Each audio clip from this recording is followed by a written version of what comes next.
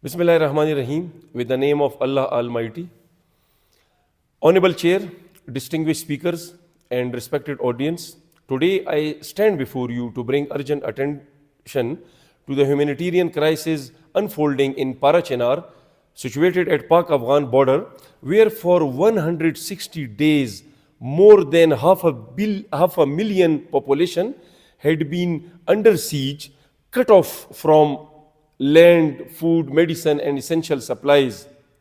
As main Tel Parachinar road is blocked, and as there are three sides of Afghanistan, the border routes are also closed. This is not an unintended consequence of a conflict. Rather, it is a deliberate act of collective punishment, violating every principle of human dignity, democracy, fundamental rights, international human rights law, and constitutional obligations.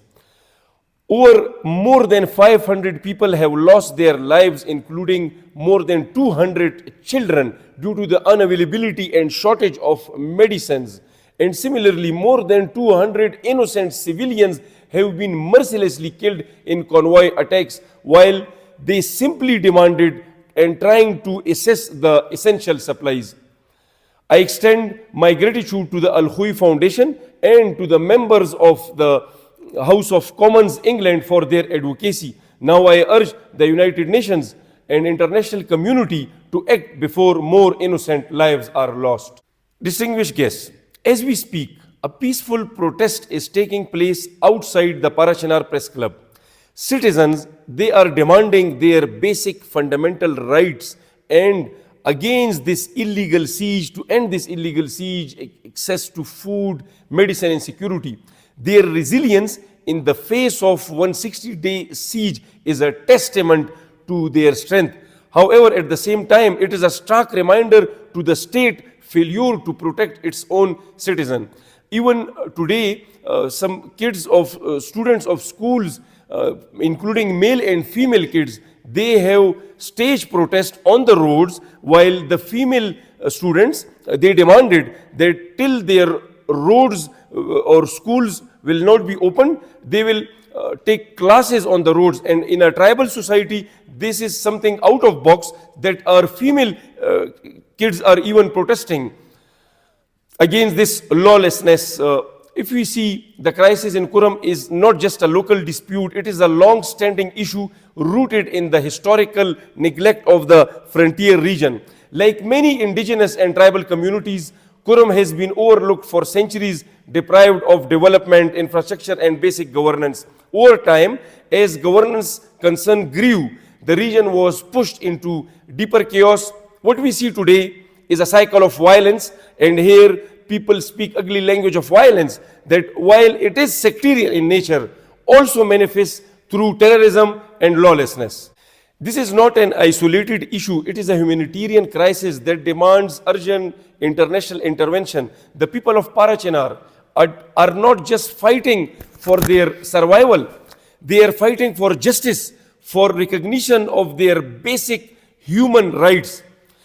What we see now here in Parachinar, a crisis beyond land or sectarian dispute. The blockade of Parachinar is neither just a land dispute, nor it is just a sectarian conflict, both of which could have legal and social resolutions. If this were merely a tribal dispute, then why are external militants involved? If this was purely a sectarian dispute or conflict, why would the Ahle Sunnat be protected in Parachinar and they are still offering prayers in Parachinar, Imam Bargah, Hussainiya?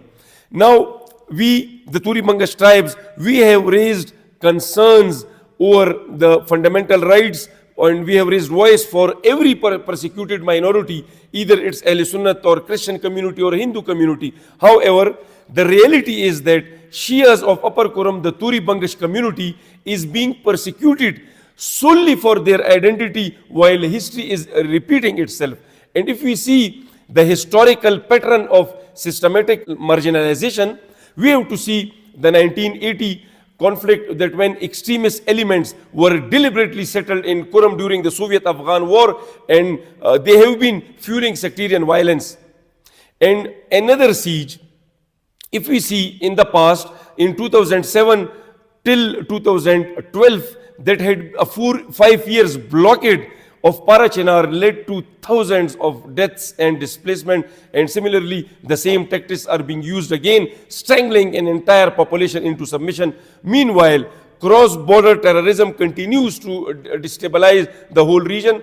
We urge the international community to even pressurize our neighboring country to prevent its soil from being used, its attack on Parachinar.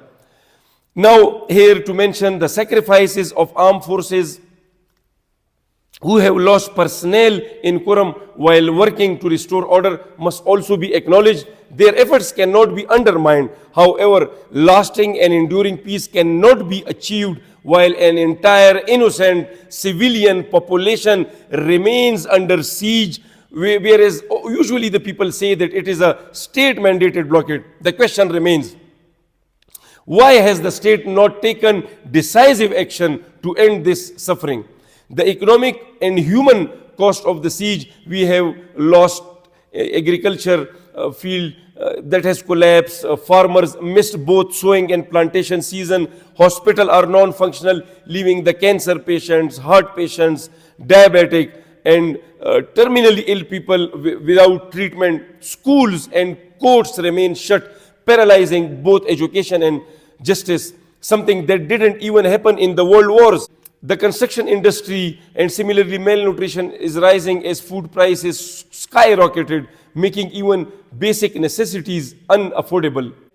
Immediate action is needed. The international community cannot afford to remain silent. If such a siege were imposed elsewhere in the world, for instance in North America or Europe, or even in Pakistani context, if such a siege were imposed in Islamabad or Lahore, there would be immediate global and national outrage.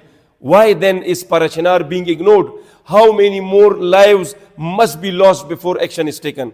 I urge the United Nations and the global community to act now. Ensure immediate humanitarian intervention for food, medicine, and fuel supply, end the illegal siege and blockade, and restore access to the region. Hold those responsible under the Pakistani law as well as the international law, and there is a stronger need of implementing a long-term peace plan to prevent future humanitarian losses in Parachinar.